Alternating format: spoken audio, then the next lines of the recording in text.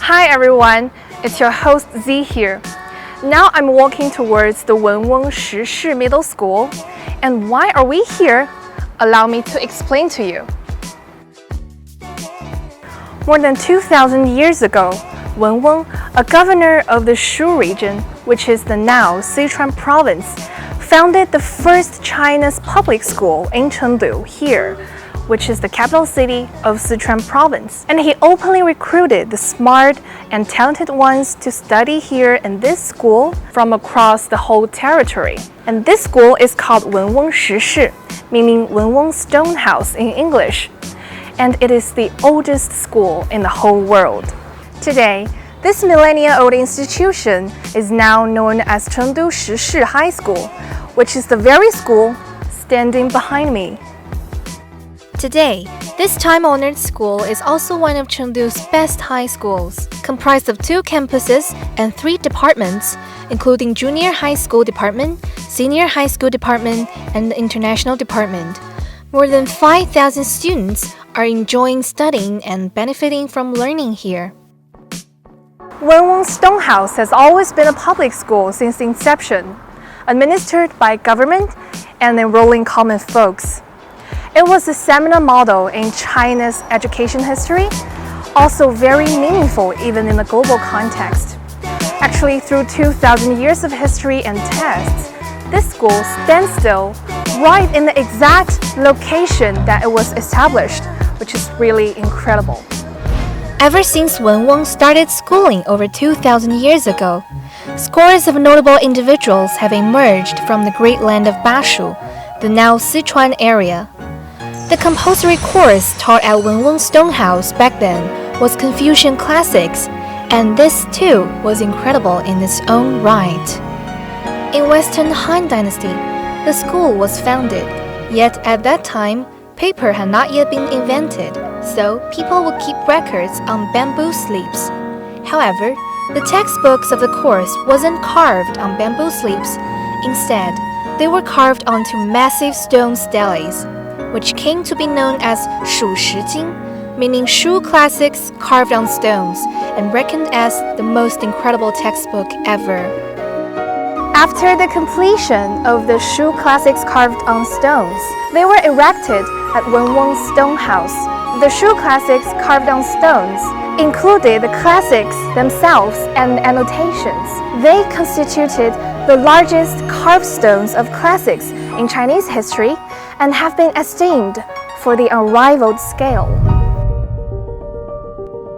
Unfortunately, the history has not always been kind.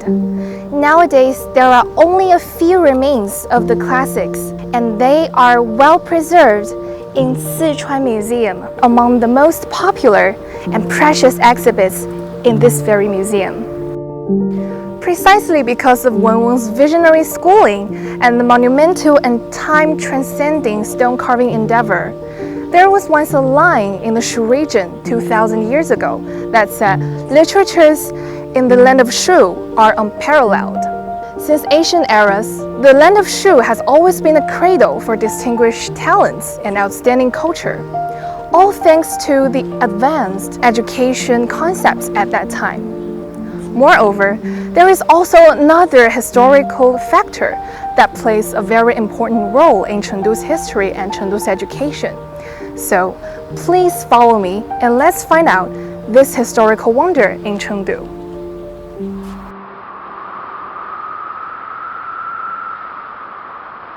Now we're in Dutyong-Yen city, which is 60 kilometers from downtown Chengdu. And there is this water conservancy wonder that embodies the wisdom of ancient Chinese people. And it is called Dutyong-Yen Water Conservancy Project. It is the oldest and the only remaining water conservancy in the world that is characterized by non-dam diversion. So now we're walking on this road and it's called Yengongdao, as you guys can see. And Yengongdao means the road to memorize the great men from the ancient time and all the heroes from the past. On my left hand is the statue of Weng, as we mentioned earlier. Let's take a look. So here we can see that his statue is really tall, but actually when you see him, you can see a kind of solemn in his face, and also this quiet and peaceful vibe around him.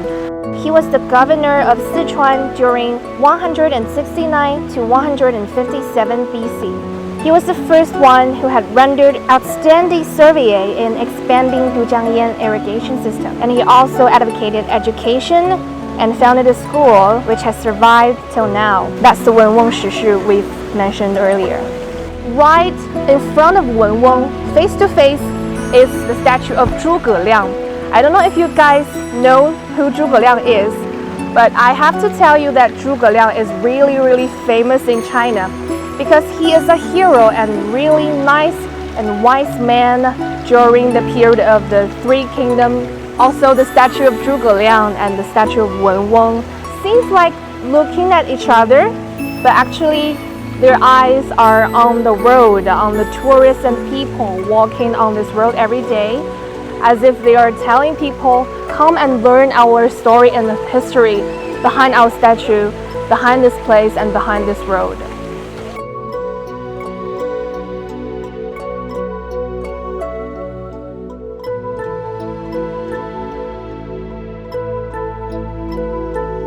There is a saying in the Shu region that says, while Weng cultivated people, Li Bing regulated water even earlier. Actually, the culture of Chengdu is not only a product of the importance cast to education by Shu people in Western Han Dynasty, but also the administration of Li Bing, the governor of Shu region in Qing Dynasty.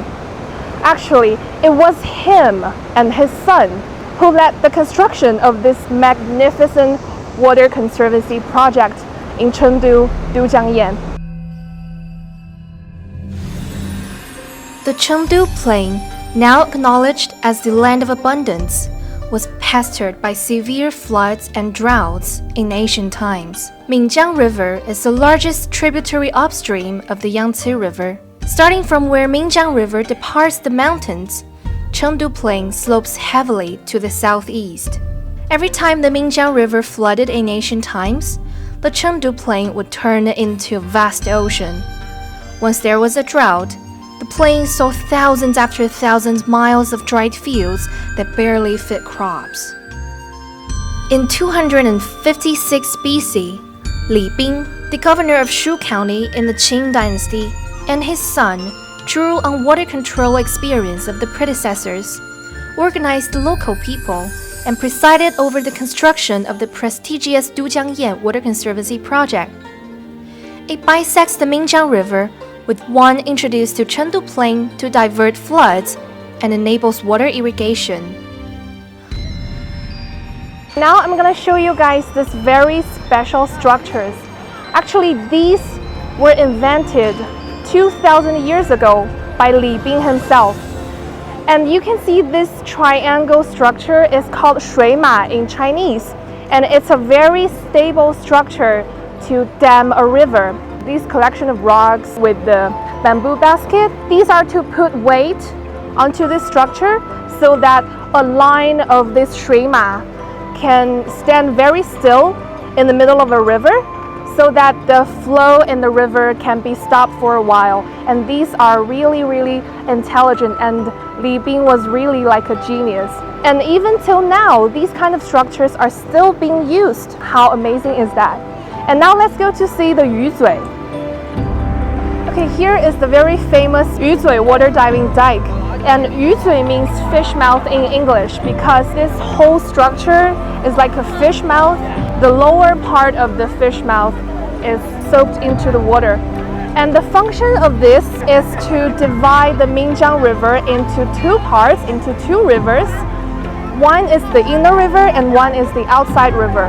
The inner one is for irrigation and it directly runs to Chengdu city, and the outside river functions as discharging floods. So actually this structure is really important in the whole water conservancy project. And there are also two other parts, Feisha-Yen and Baopingkou. Feisha-Yen is a spillway that diverts the sand and stones of the inner river into the outer river. Baopingkou, like a neck of a bottle, controls the amount of the intake water due to its reasonable location. These three parts interact with each other perfectly to form an effective water conservancy project. Without Dutyong-Yen, Chengdu cannot be a land of abundance. It is the source of abundance that enables the stable weather for crops and the fluent life of people for 2,300 years, and offers a fertile field for the glamorous Bashu culture that is infatuated by visitors worldwide.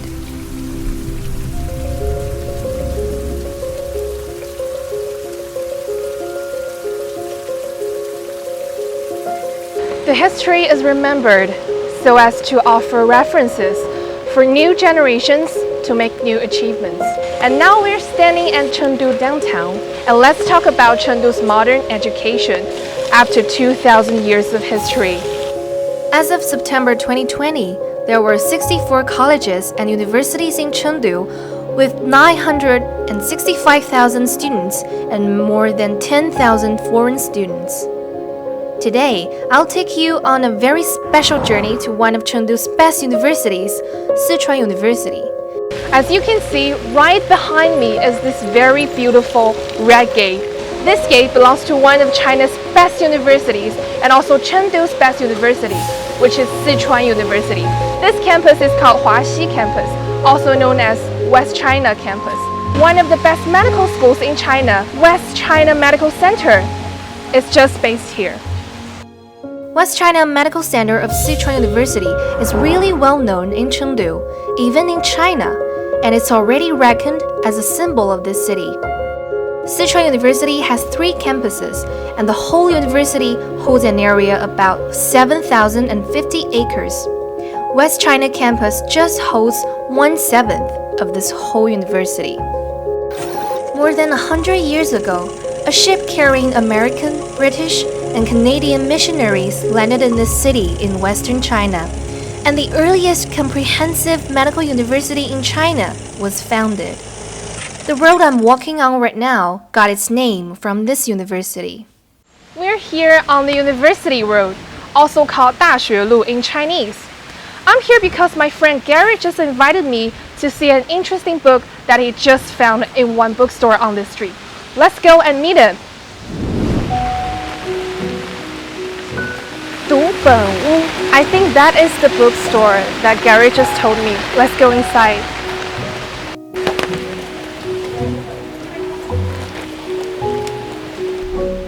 Hey, Garrett. Hey Z, how are you? I'm fine. How's your day? Good, it's going well. Thanks for coming. Yo, so why am I here? Okay, so I came here to look for this book. Oh, wow. This was written by a guy over 100 years ago.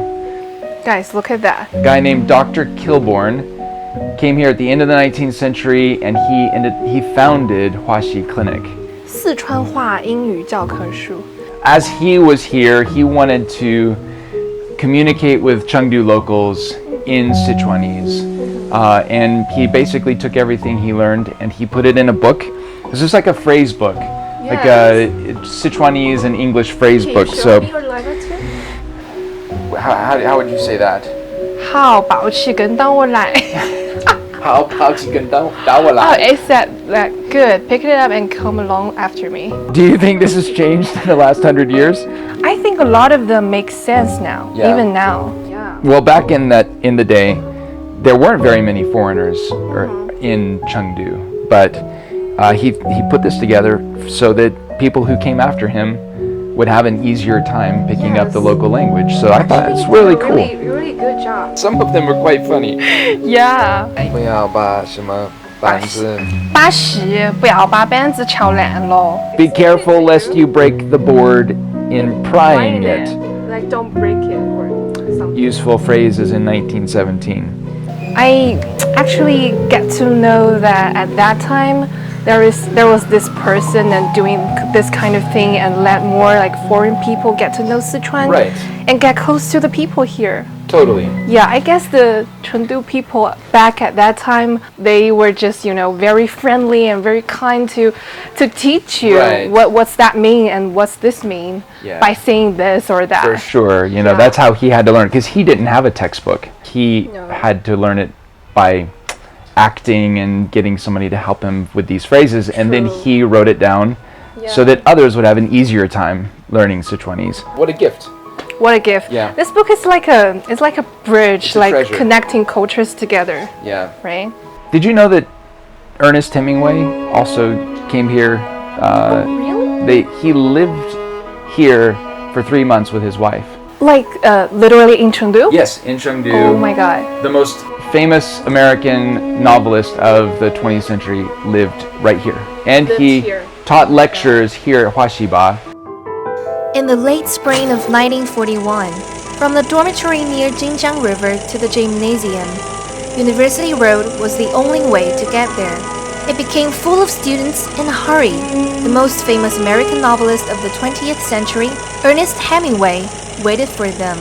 Hemingway stayed in Chengdu for 3 months with his wife and walked down University Road every day, just like he did in Paris. Ernest Hemingway, he's actually very influential with his style of writing, which is actually very simple and very direct. Many people say that he has influenced the written language of English more than any other writer in the last 100 years. So he is one of my heroes.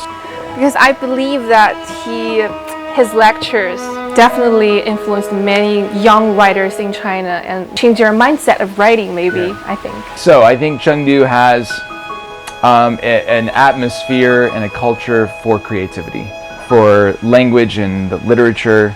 So poetry, obviously there's famous poets that come from here. I think Chengdu has a big heart, and there's lots of room for anybody or any culture to come and feel comfortable here. Like so in any yeah. time. Yeah.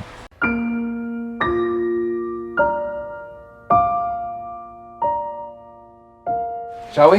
Yes. Let's So go. this road isn't just famous for its bookstores and coffee shops and bistros. It also has a really long history. Oh, So, really? Yeah, we're going to explore. We're going to walk along the path of history on the other side of the road. Wow, it sounds like a time machine. Yeah, something like that. Let's go check it out. All right.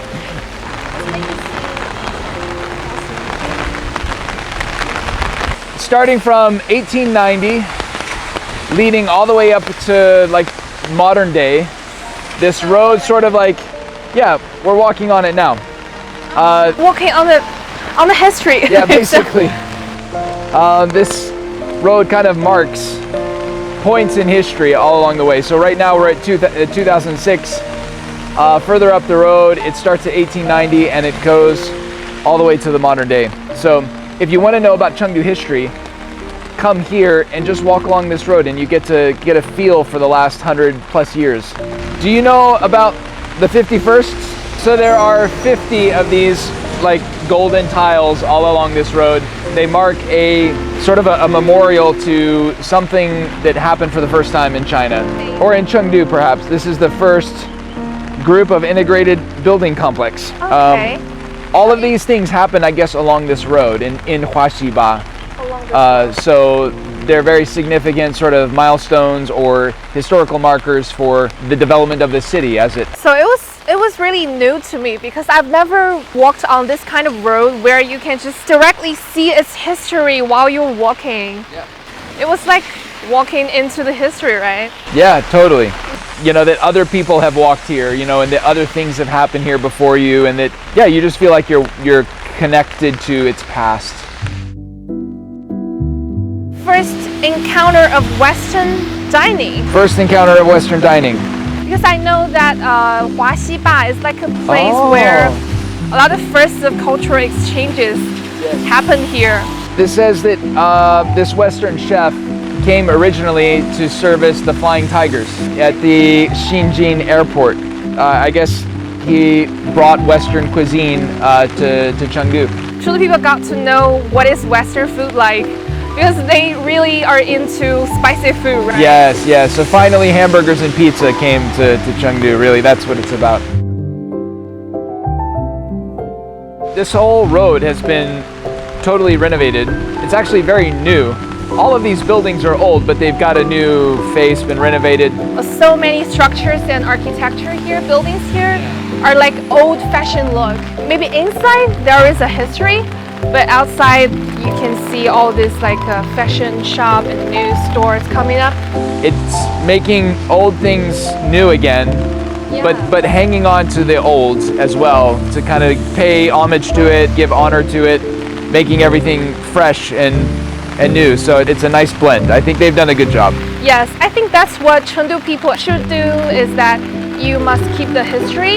You must let the next generation know how the things are right now, and also making something new to it so you can attract more young people here, make them want to know more about the history behind it. Absolutely. Yes.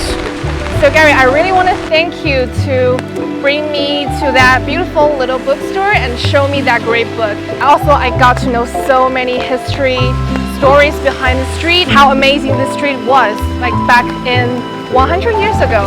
Super cool. Yes, I guess next time we can meet here, maybe in a sunny day. That would be good. But still, this street actually looks amazing in rain too.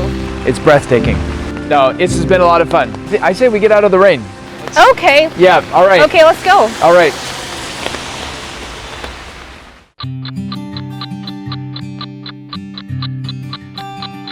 Right now I'm standing at the very center of Chengdu City, which is Tianfu Square. Around the whole Tianfu Square, there is Chengdu Museum, representing Chengdu's 4,000 years history. So there are Sichuan Library for people to learn and study, and also there is Sichuan Science and Technology Museum, which has a very great scientific vibe for kids to learn. And there are also many shopping centers for people to enjoy their life and have fun. This place is not only a landmark of Chengdu, it's also the very start of South Renmin Road, and this road is right behind me. Actually, from north to south, the central axis of Chengdu, including South Renmin Road, totals 80 kilometers in length and making it the longest urban central axis in the whole world.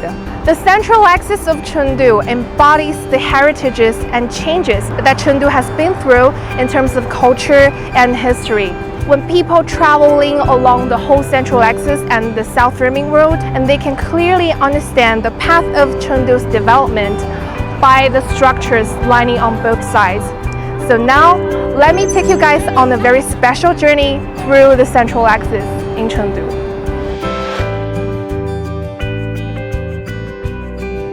Now we've arrived at South Renmin Road, the central axis of the whole Chengdu. And right now I'm standing on the Jinjiang Bridge, and in front of me is the Jinjiang Hotel, which is very famous in Chengdu. Actually, this north to south avenue split the Sichuan University West China campus into half. In 1958, the famous writer, translator, the vice mayor of Chengdu, Mr. Li Jieren, has led the construction of South Renmin Road. To manifest the strong power and magnificence of Renmin, South Renmin Road was originally designed with an impressive width of 70 meters.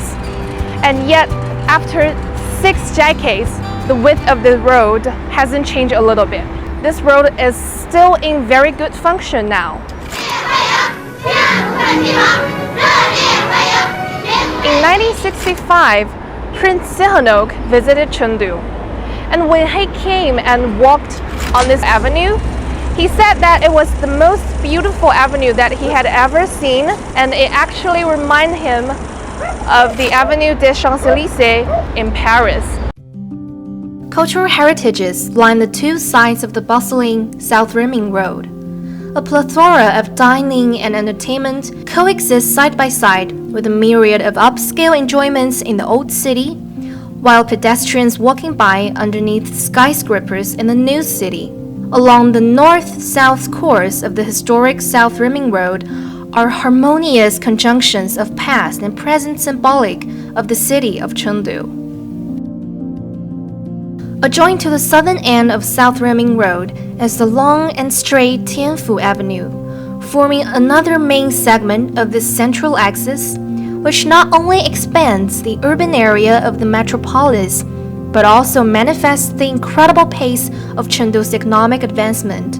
as an increasing number of Fortune Global 500 corporations decide to establish a presence in the city, youngsters and talents from across the globe gather at the Sichuan provincial capital and start their new life here as new Chengduers. Now it's 9 o'clock in the morning, and now I'm at Tianfu 3rd Street Metro Station. It is one of the metro stations in Chengdu with the largest amount of people in the morning, seeing the most of young people in Chengdu walking in and out.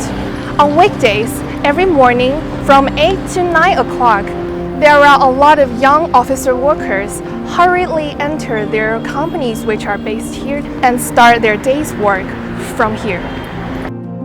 And those people walking behind me, they could be the heads of departments of the Fortune 500 companies, or they could be talented programmers, or they could be a high-level executives earning millions of RMB every year. Actually, this salary could be common for them. Everything is possible around these hardworking people.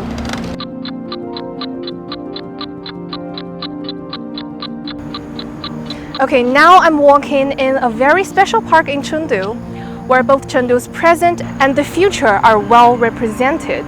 And this park is called Tianfu Software Park. The reason we are here is because we once followed Scott, a new Chengduer as we mentioned before, who is originally from the UK, and we made an episode about him experiencing a whole day's work in life in this very park. Knowing I'm going to introduce Chengdu to the rest of the world, he's so excited and highly recommended this place as a display of Chengdu's future and Chengdu's development. So, what are we waiting for? Let's go and see him. Hi Z, Hi Scott. how you doing today? Good to see you again. Good to see you. I'm good. So how's your day? Great, honestly, it's always a nice day in Chengdu. And today I know you're excited because you're in one of my favorite places, the Chengdu Tianful Software Park. So welcome everyone to the Chengdu Tianful Software Park. Yes, because I saw the last episode we've made before and it is really wonderful. I know this place is your favorite. Yes. And I know we can't wait to show more friends about this place too, right? Absolutely, this is definitely one of my favorite places, and not just in Chengdu, Yes. not just in Sichuan, not just in the southwest of China, but the whole of China. This is a really important place for young entrepreneurs, for big businesses, and of course for software companies. This is one of the powerhouses of China's industrial and technology centers. So it really is an important place. I'm telling you, I'm so excited to share more with you and of course with our friends around the world about this place. So should we go and check it out? Yes, sure, let's go. Let's go. So this is a really important place in not just, like I say, Chengdu, but also the whole of China. It's actually the biggest professional software industrial park in the whole country. Wow. Now there's 10 industrial software bases in the whole of China, but this is both the biggest and the fastest growing. So really on the world stage, it really is an important technology center. Not long ago, I'm talking like just a few years ago, all of this was just mud, grass, Mud. farmland. Farmland. Absolutely, and it's Oh my literally in the God. last just a tiny number of years, not even half my life, it's become this amazing powerhouse for Southwest China. Wow, how amazing is that? So, how many companies are here now? Now here we have over 1,000 companies. We've got some really awesome startup companies which are coming. We've even had some unicorn companies developed and come out from here. We've got big companies that have come from all over China, obviously software and technology. And we've got global Fortune 500 companies which are basing themselves here. So how many people are working here? This morning I saw a whole lot of people like working in this space. It's so amazing. It's really popular. We've got well over 10,000 people working here on a daily basis, and that's everyone from the CEOs or the regional managers of these, global companies, or the big China companies, big PLCs. And one thing I really love is that we've got so many young entrepreneurs. So you can be just out of university, you can be, kind of 30 years old entrepreneur, you gave up a big job in a big company, came to work here, and they're all finding opportunities and energy. And because there's like a hub, it's like a concentration of young, energetic, forward-looking, smart people all put together. So that energy just bounces off each other. While we've got all of these huge companies in beautiful new buildings, one of my favorite places is actually the small kind of entrepreneur hub. So we've got like a special area where we take new companies that are just at the beginning of their entrepreneurial journey. And this, we have like a development center where they just get all the resources and energy to help them on their journey. Should we go and check out that out? Sure, I'm jealous already. Let's go and check it out. It's really, really, really cool. Okay, let's go and see it. So now we're on the car from the C section to the D section, huh? That's right, yep. So the whole of the software park is broken into, smaller areas, and in the middle we have big roads. So transport is really good and convenient. So if you need to drive your car here in the morning, you can just drive your car straight in, park underground, and every company has their allocated spaces. Yes. I feel like it's like a mini society where people have the space to eat, or like Everything. to work and also to relax, I think. Absolutely. So we have coffee. So we have food, drink, sports, entertainment. Yeah. If you're an entrepreneur, you need inspiration. Yes. So lots of things to enjoy. Okay, so here we are, I think. Now this is one of my favorite places. Okay, let's go take a look.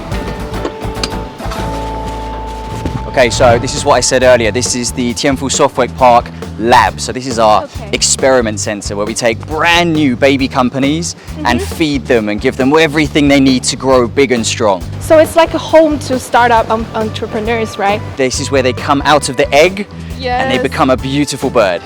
So like I say, this is where all the young entrepreneurs start their journey. So in this whole area, this kind of like incubation part, we have over 200 companies, like baby companies. So first when you walk in, you see this big screen, which is roughly an introduction to the park here, which give you just a rough idea of the support and the networks, the community that we get here. This is one of my favorite things. It's one of like some of our famous brands which have developed right here and then gone on to become huge companies. I know that you know lots of these already. We use them every day. Familiar. Yeah, and because it's all technology, so we've got stuff like we've got super high quality projectors. We've got technology for games. We've also got things which will pre-warn you of an upcoming earthquake. Oh, that's So- the thing we can see on the phone, right? So it tells you there's an earthquake coming. Some of that technology started here, so it's not just for fun and for entertainment, but it also includes like safety, health. Every aspect of technology can be developed here. Yes. Now, when you walk inside, what you see is that we have lots of small spaces, okay? They all have a name and a number and a company introduction on the door. And these can apply to come here, and they get so much support from the local government and from the software park. So they're trying to find, the black horse in amongst them, find the golden egg to hatch into a beautiful dragon. So they get things like free rent, they get team and staff support, they get tax relief, they get marketing assistance, they have group activities, lots of support to help them grow at the early stages. Okay, Z, next we're going to check out this company. I love it. These are called Mucis, and they've done some really cool projects. It's all about automobiles and high technology. Hello. Hey guys. Hey, hi. How you doing? Yeah, I'm great. Good to see you. Hi. Are you busy? Yeah, kind of. Of course you're busy, but can we have a couple of minutes? Yes, of course, yeah. Excellent. This is my good friend Z. Hi. Could you just quickly tell us about your company, Mucis? Well, edge computing startup. Our technology is 650 times faster than the mainstream system used. Wow. That's a lot of times. Yeah, it can solve the biggest challenge of the local government facing and transform industry like the motorway. So we have a product for the motorways. Wow. So motorways usually have a landslide.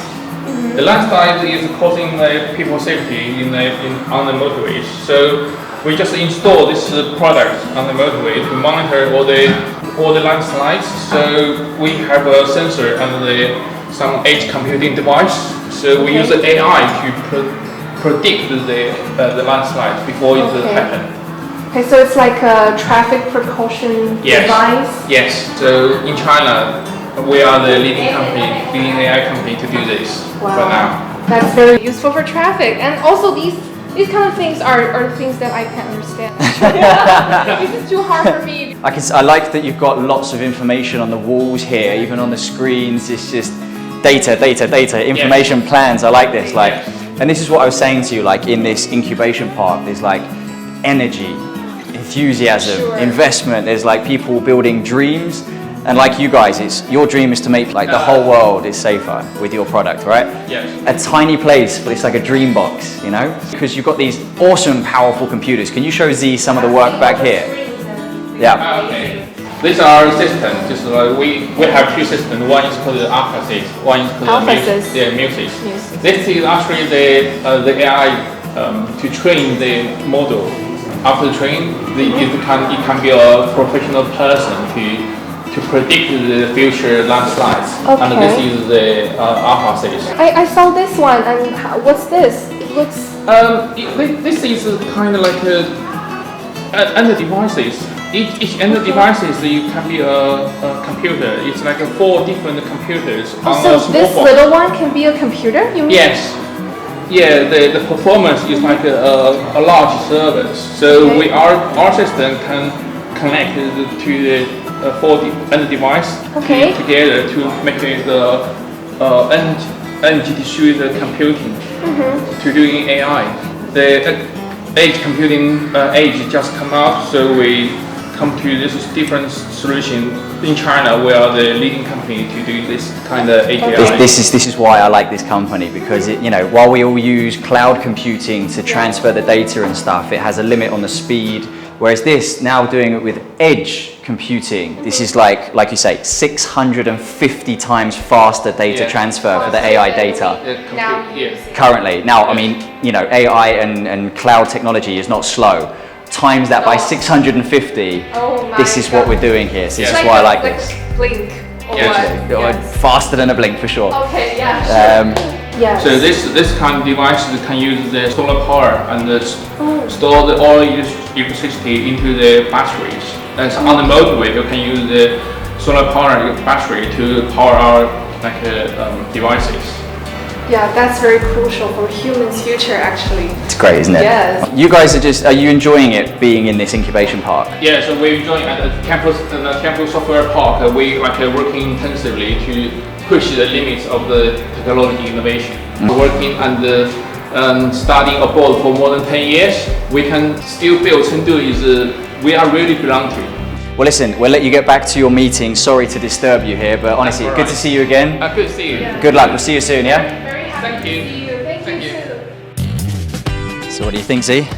Wow, I think it's been an amazing day because it's really inspiring, the whole experience and the whole tour. Actually, I get to see so many young people working here, enjoy their work and life, and also constantly creating new things to this city. I'm glad you said it. That's why I love this place. It's just a very, very tight concentration of young, enthusiastic, intelligent, hardworking, inspiring people all in one place. The community here really is very, very specialist. And it's great because what we've seen today is their working space, right? So it's all very tightly packed in. But because the Tianful Software Park is in this small area, but it's in the middle of Chengdu. It means that when people get out of work and they leave this kind of working space, they can enjoy everything that Chengdu has to offer. The great food, great entertainment, great culture, great scenery, great history, everything. Which means that they have this absolutely amazing opportunity to enjoy both their life outside of work and all the opportunities to build and achieve their dreams inside work. So work, life here is in perfect balance. Sure. Times magazine once published an article about Chengdu named Welcome to China's China. In this article, the writer was amazed by Chengdu, an inland city in western China, and described how the city is an aggregation of the best of China's outstanding traditional cultures. Also, had already possessed an immense economy, showing its incredible development speed and consumption power in the beginning of 21st century. Right now, I'm standing right at the Sino-Ocean Taikoo, a shopping and fashion center in the heart of Chengdu. Come take a walk with me, and you will see how surprised this city is and how surprised this area is. In this open, liberal, and urban space comprised of elements both traditional and modern, you can see ancient alleys and historical structures melding with contemporary aesthetics, as Western Sichuan-style slated grey roofs and modern grates and glass curtain walls complementing each other. Taikuli is the most vibrant of the city's shopping centers, also the most busiest part in downtown Chengdu. And hidden in the very center of this area is Daci Temple, a tranquil land surrounded by all the city commotions. Built sometime between the 3rd century and 4th century, today, Daci Temple is more than 1,600 years old. Its significance peaked during the Tang and the Song dynasties because in 622 AD, the venerated Tang Buddhism monk Xuanzang was ordained as a full monk and learned here. During his 4 to 5 years in Chengdu, he often lectured at temples such as Daci and Konghui and became highly regarded among the local folks. However, Xuanzang didn't fall into complacency. Instead, he sailed down the Three Gorges and proceeded to Chang'an via Jingzhou en route on his legendary journey to India in search of secret books of Buddhism. In present day, many Chengdu residents enjoy a leisurely chat over a cup of tea while watching people passing by. On this side are the old Chengduers, relaxing over tea by Daci Temple. And on the other side are trendsetters relishing in the latest in fun and fashion in the Chinese metropolis of Chengdu. Such unique yet everyday scenarios represent its immaculate incorporation of Chinese traditions and modern developments, and its perfect integration of ancient and avant-garde elements. Now we're at Wangping Street, which is just one street across Taikuli, and it is a newly constructed pedestrian famed for fashion and creativity. It is also a check-in spot for youngsters in Chengdu. Let's come take a look.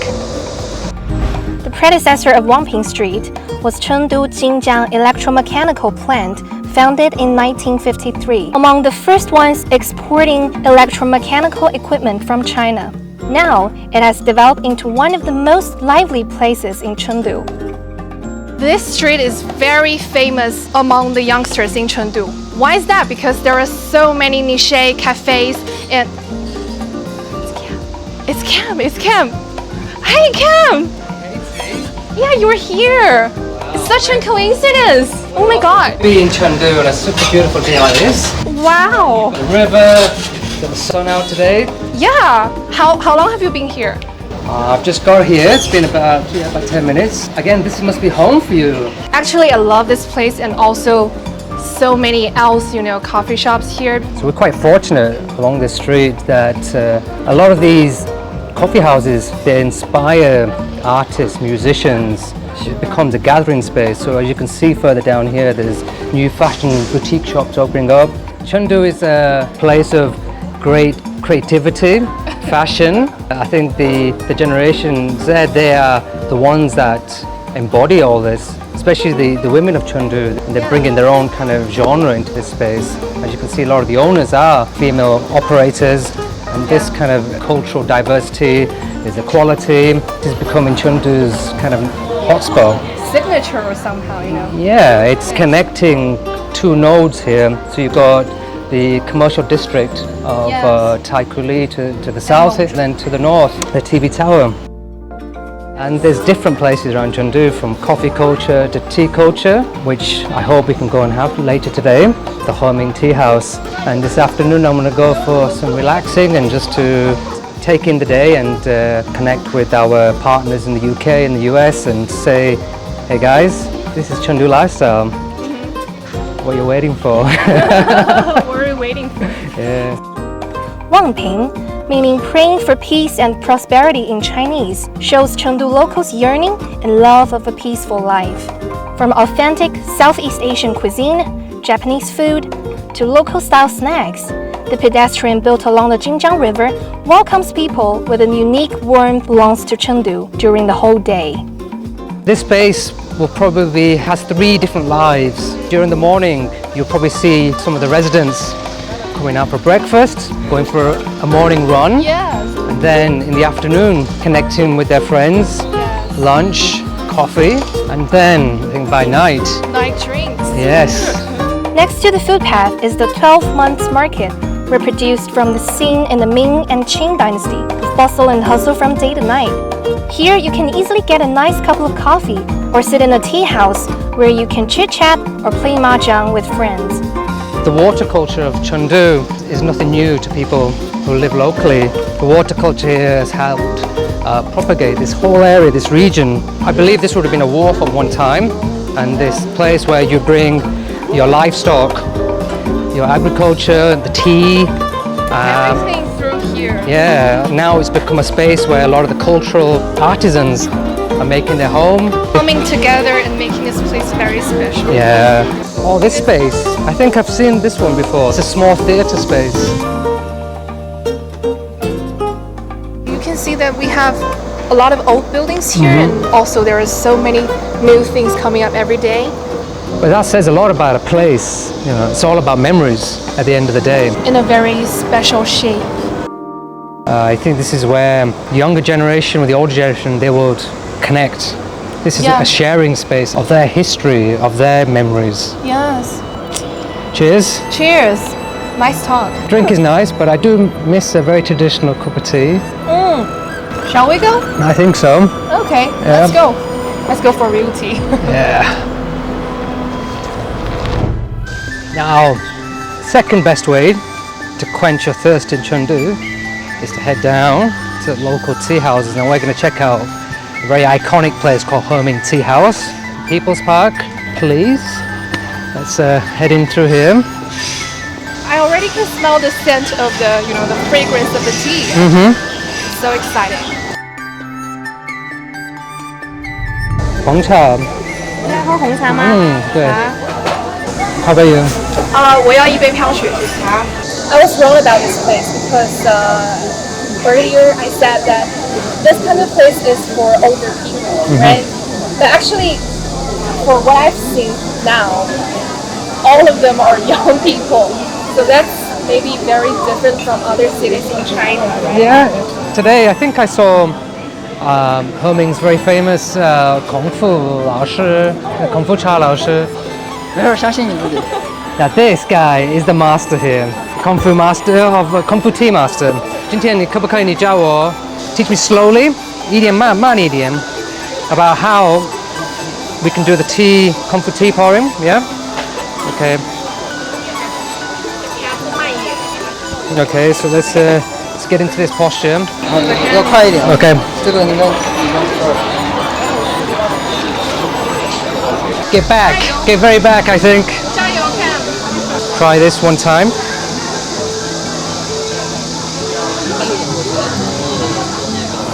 Oh, sorry. One more time. Let's do this till we go down.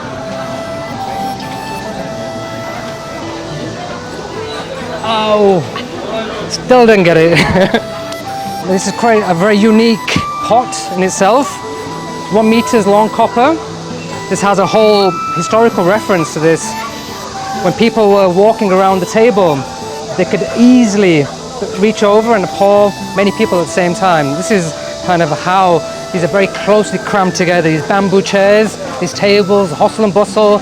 People will be playing cards, mahjong, reading, writing. Shushi. 请喝茶。请喝茶 ，Thank you. Very nice. Always. But this is the next phase of the day beginning.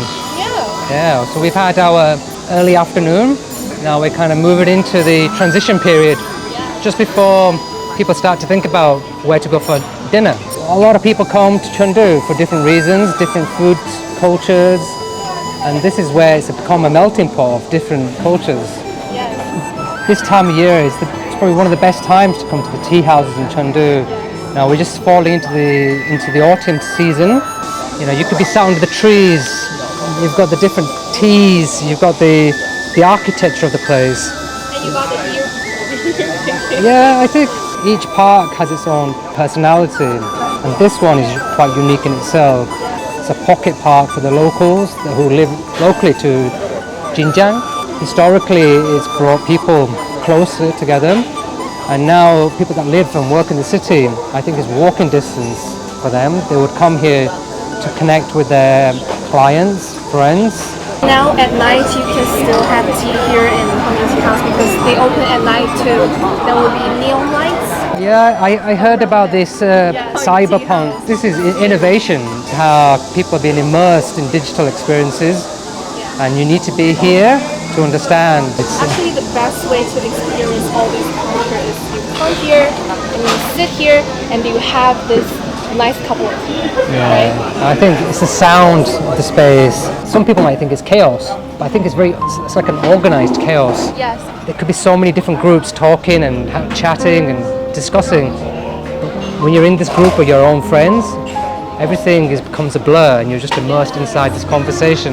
Humming Tea House, to be honest, it's been here 100 years and it's still pretty much the same as it was 100 years ago. I've once read a book about tea houses around Chengdu that says that tea houses are not only a public space, it's also a window through which you can get to know the lifestyle of Chengdu people and the development of everything.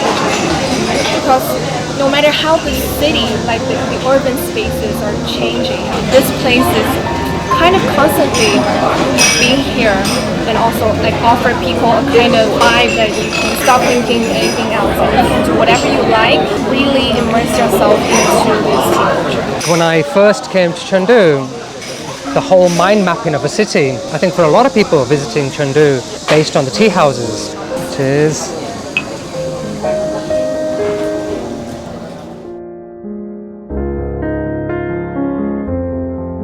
We just finished our nice cup of tea with our good friend Cam. So no matter which park or which street you are walking in, you can always see the optimistic, cheerful, and friendly Chengdu people are loving and enjoying their life here in their own way, in their own style, and their own vibe. Also, there are so many more Chengduers, new Chengduers, and youngsters are trying very hard, diligently to fulfill their dreams and trying to settle down in Chengdu and make this city a better place. This is Chengdu, a combination of new and old, and welcome to Chengdu. Welcome to China's China.